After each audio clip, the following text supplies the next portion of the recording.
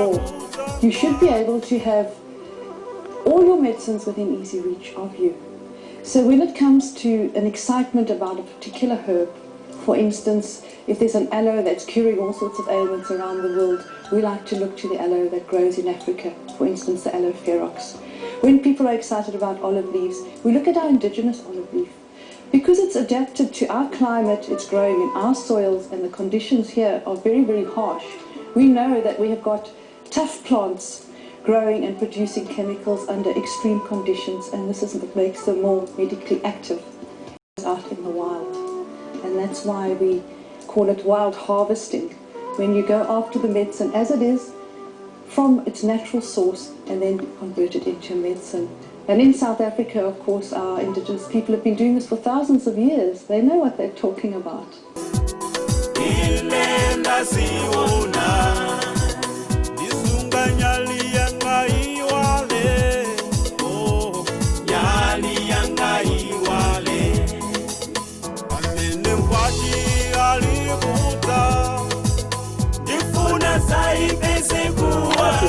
Artemisia have in common?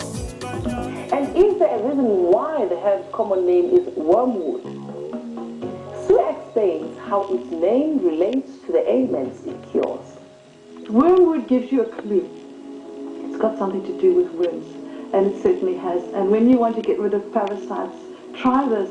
Try and you can make a tea, a tincture, an extract, a tablet, or capsules. Anything you want with Artemisia in it is going to attack your body's parasites. The smell is so strong. When you've got your body infused with this smell, nothing wants to live inside you. I only really started paying attention to Artemisia because of malaria and the research that I do. There are people who are saying that it is your best anti-malarial drug. There you are. Pretty little plant can wipe out malaria. Bill Gates used the extract of Artemisia, known as artemisinin, to start fighting malaria throughout the world. And it's a favorite Chinese herb for malaria. So I don't know what they're talking about when they say they have nothing for malaria. Artemisia was originally one of the greatest Chinese herbs used.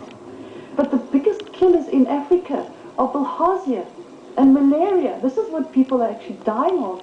And I've had close experience of bilharzia. I had it for 20 years until it was discovered. And what did I do? Take a combination of Artemisia, olive leaf, cloves, and ivy. And in 3 days, my bilharzia was gone. Because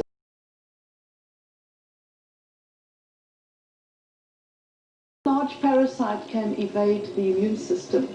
Of course, the microbes live inside the large parasite. They've got a safe haven to hide and then come out and get you when you're not suspecting it. The people I've treated with so-called HIV or AIDS, or let's call it compromised immune system, to the point that they can hardly walk, they're wasting away, they're full of other diseases, and they're riddled with sarcomas on their bodies.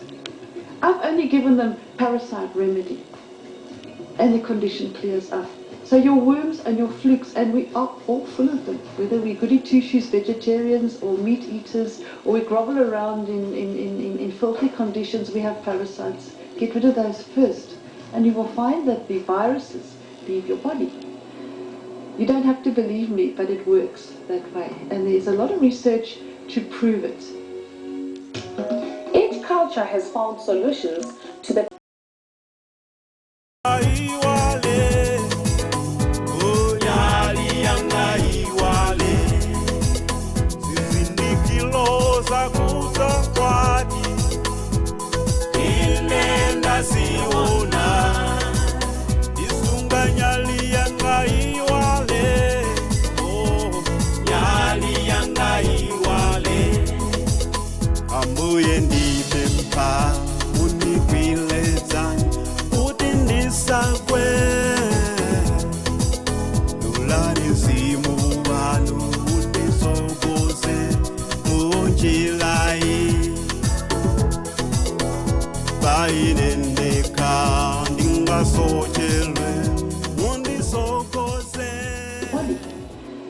You don't have to believe me, but it works that way, and there's a lot of research to prove it.